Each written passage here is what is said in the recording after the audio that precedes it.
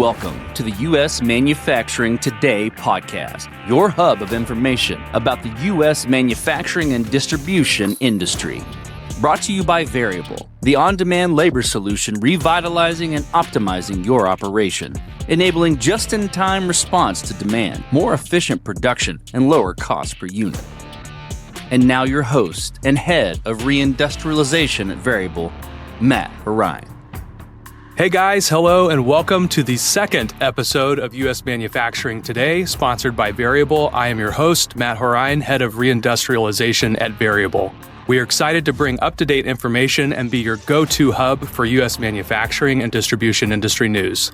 With that, we're tackling a hot and long overdue topic today, why the 40-year labor arbitrage grift is finally coming to an end. Just this week at the American Dynamism Summit, the Vice President called out the fragility of U.S. industry and the urgent need to rebuild domestic strength.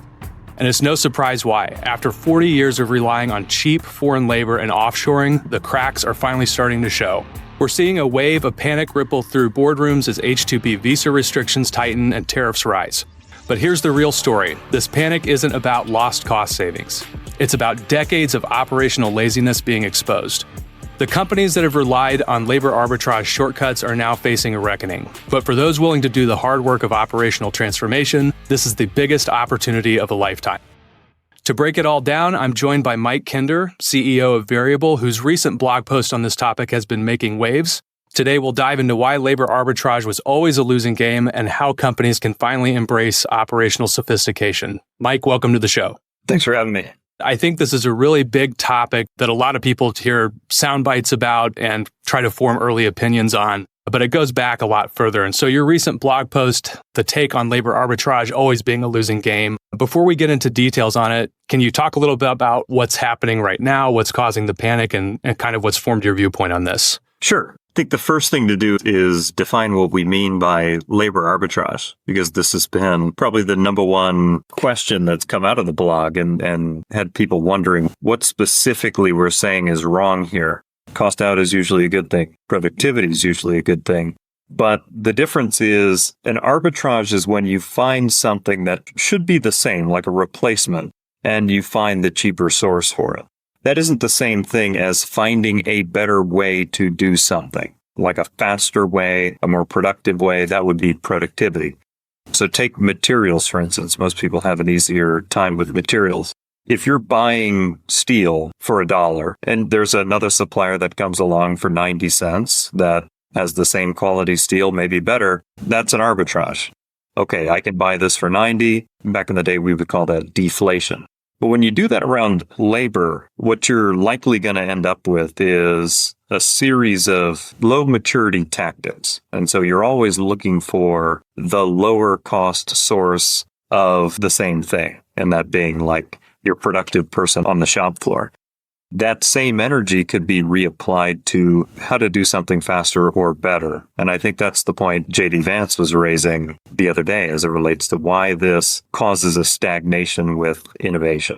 That's what we're seeing now is those muscles around innovation, those muscles around doing something faster, better, etc., have been atrophying because of this very tempting side of the equation of finding something that's just cheaper, whether that's importing it or whether that's you exporting it. Right. It's fascinating. It's honestly shocking that so many companies, and you've been in the operations space for a long time, but so many companies have built their entire profitability model around this cost out mentality or looking for the easy way or the easier path. And you said in your piece, it's not about just today's policies. It's about maybe 40 years of bad decision making, or at least the last couple of decades. You don't really hold back in that. And rewinding for a second, taking us back to when this really started, how did we get here in your view? I used to say back in 2020, and you're a military man, so you know this better than I, you can't fight an enemy that you can't define. So who is the enemy here? And I think there's a few. One is, call it the global banking system, or those behind currencies and currency values, bargaining power. You can create a geopolitical scenario where it makes sense to have buyers and it makes sense to have sellers. That's been achieved through currency debasement. It's been achieved through interest rates. It's been achieved in a lot of kind of macro ways. that creates a really enticing proposition for the buyer to stay a buyer and for the seller, the maker, to just double down on the making. What seemed to happen with globalization is a lot of that was behind it, but then you have a very tactical decision at the local level of, it's easier for me to run an arbitrage play where I can just take a piece of my operation here in, say, Detroit and move that over to China or Eastern Europe or Vietnam, Mexico, and achieve this arbitrage play that's really easy to explain. All I have to do is calculate the difference in labor wages, hopefully add back in freight, tariffs, customs, holding costs, inventory costs, all those things, and then come with a nice clean value prop. That's easier to explain than saying, I'm going to dive into the shop floor and I'm going to figure out a way to cut our cycle time down by 50%. Because what that entails is about 1,000 little improvements that I've got to make to shave 50% of the cycle time down. That's a really hard business case to write to a CFO who might be looking for the very tangible savings you're going to get on this tomorrow. That might not pay off for 6 months, but the latter would be the right thing to do. Seems like it's been the default playbook for a very long time for people to take these, what we would consider shortcuts. And maybe there's entire industries that have never really developed a strong operational strategy around it. Would you consider it an addiction, something to that effect of being able to do those quick labor cost cuts and trying to do back of the napkin math on trying to look at cost cuts and those measures instead of achieving some type of operational excellence? Really, I think the rationale is that operations has been looked at as a second-class citizen, where the folks that actually know the truth aren't listened to. When the guy on the shop floor says, hey, this is complicated, he's not saying that to be difficult. He's saying that because it's true. The reasons behind these things are complicated. And some of the things that don't even sound complicated are complicated. If I were to tell you inertia is a reason why cycle times are way higher than they should be, that's real. That happens, right? People pace themselves to an expectation. It's very hard to change that expectation without changing something physically or creating something disruptive, but you have to create it on the shop floor in order to recalibrate expectations. The hidden waste in the system, it's hidden from some people, but it's not hidden from maybe the supervisor on the shop floor or the plant manager.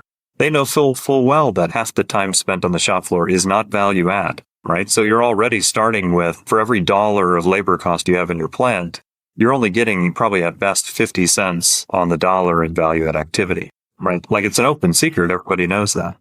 The idea that it's an open secret and now it's becoming a little bit more in the main discourse and more conversational, and you see the trends shifting on a national level. It takes people a step back to look at their actual situation and say it's a pretty weak return that we've destroyed jobs or what were historically jobs and weakens operational capability. I think in your blog you mentioned that nearly 25% of outsourcing plays actually end up losing money. Is this shift maybe back to this people picking up the banner of reshoring and bringing these types of things back or using mechanisms like tariffs to bring domestic production back up? Do you see a pretty good opportunity there to actually get rid of some inefficiencies and have people focus on the real problem? I think it's actually going to give air cover for a lot of folks to unwind some very bad decisions and things that they should have done anyway, but now they can say they're doing it because of tariffs, but it's really because they were losing money on it from the beginning. So it happens due to, a lot of the time, due to the compartmentalization of metrics. So if I'm a procurement manager and I am measured on deflation, and so if I have $1 million steel buy and I can get that 10% cost out by moving it to China. So now I'm saving 10% on the new buy from China. That's going to look great on my metrics. But then who owns the freight? Who owns the customs cost? Who owns the duties? Who owns the inventory? Who owns the holding costs? All of that. Probably not the same person. So the one person claiming the 10% cost out is not also claiming the 20% cost in. That's hitting somebody else. That's hitting maybe the person that owns freight. Or it might be hitting the person on the shop floor who's now having to do a bunch of secondary rework, and that's impacting productivity. Now that my cost just went up because now I have all this rework, now I've got to do some more labor arbitrage to make up for that, right? So it's like a snake eating its tail. So if you impose the tariff and everybody groans about that, but then you reshore this and you go, wow, look, I'm actually coming out way ahead. Yeah, you're not coming out way ahead because of this specific decision. It's because you're unwinding a bunch of bad decisions. Like all those costs that you've got hidden throughout the organization and attached to freight, attached to productivity, attached here, those all leave the equation and the business performs better. Right. So I suspect that's going to happen in a lot of places, and then folks are going to claim that as something that they've just done. No, it's just erasing bad guys. Wow. It's a pretty amazing read of the situation and how hidden expenses, not to mention quality issues from mass amount of imports and things that have been shifted overseas.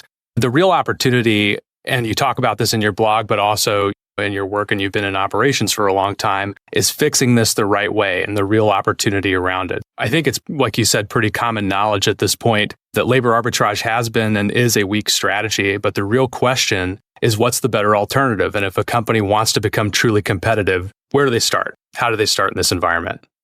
Maybe let me attack the thing you said there in the middle and in the lead-in, is this idea that importing a product out of China is going to be of inferior quality. Something like that gets hijacked a lot because what it doesn't mean is like you're getting a counterfeit material.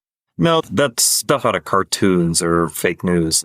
What it is more is like the knowledge around the part itself and the very specific kind of secondary processes that might not be defined that can usually happen when you have a good kind of working relationship with a supplier or a customer. Let me say this differently. So if you're buying a can from India, that can might arrive per spec, but it's not greased or it's not shaved in one spot. Like all these things that have to happen to the can for it to work in your assembly. That is much easier done when you have somebody nearby that you can talk to, that you can show, that you can actually partner with and bring the supplier into your site and say, here's how I use your can. How can we collaborate on a way to get the costs down for you and for me and create more value out of this? When you have a supplier way across the world, you got a language barrier, you've got a lot of structural barriers in between the relationship. You have to rely on the quality of the spec, let's say, both the spec that you design and their interpretation of it. And then if there's anything off, you've got to eat those kind of secondary processes. That's where a lot of the waste in the system is, just on, call it communication. So if you've got a supplier in your industrial park that you can bring in your site every day that makes site visits and sees how their product interacts in your product, you can collaborate on efficiency solutions across the system that you couldn't otherwise when you're very fragmented across the globe.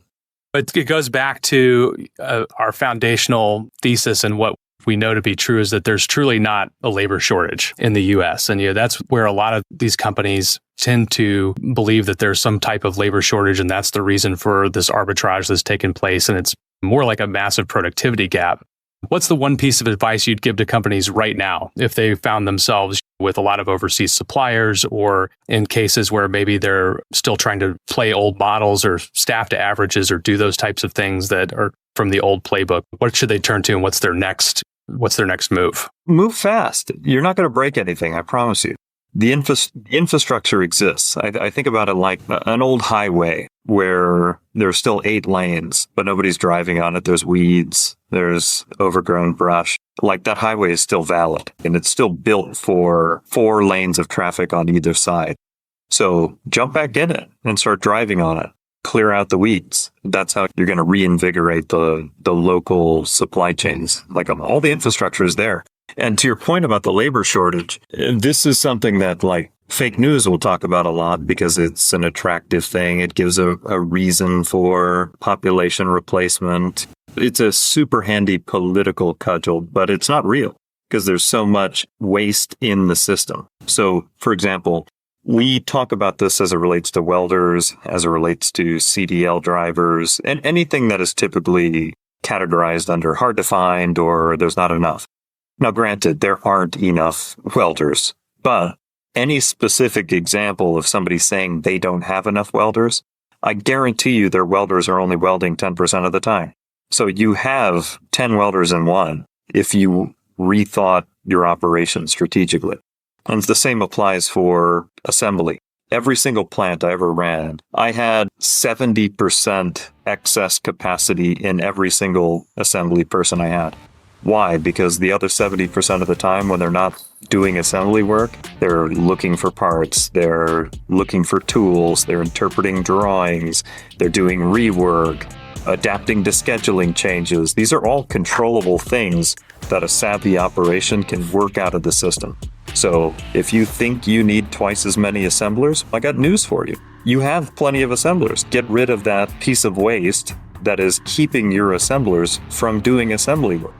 But again, back to the first point, that's hard. It's not easy because what's keeping your workers from doing value-add work is 1,000 little things that you got to get on the shop floor and address. Right. Back to first principles on that. I think it's been a really insightful conversation, Mike. The fundamental foundation of all of this is that labor arbitrage and the model that has been doesn't work and it's a dead end. And so we appreciate you taking the time and coming on the show. My pleasure. Thanks for having me. I like that dead end. I think that's exactly what it is, or at least diminishing returns. And now's about the time to reboot the franchise. Start it over where you do actually have a meaty set of priorities versus kind of milking that arbitrage plate. Absolutely. If you're ready to transform your operations, check out Veryable and other innovative solutions that we'll highlight here on this show. Thank you for joining us for our second episode and following along in this rapidly evolving environment and learning more about how you can make your way.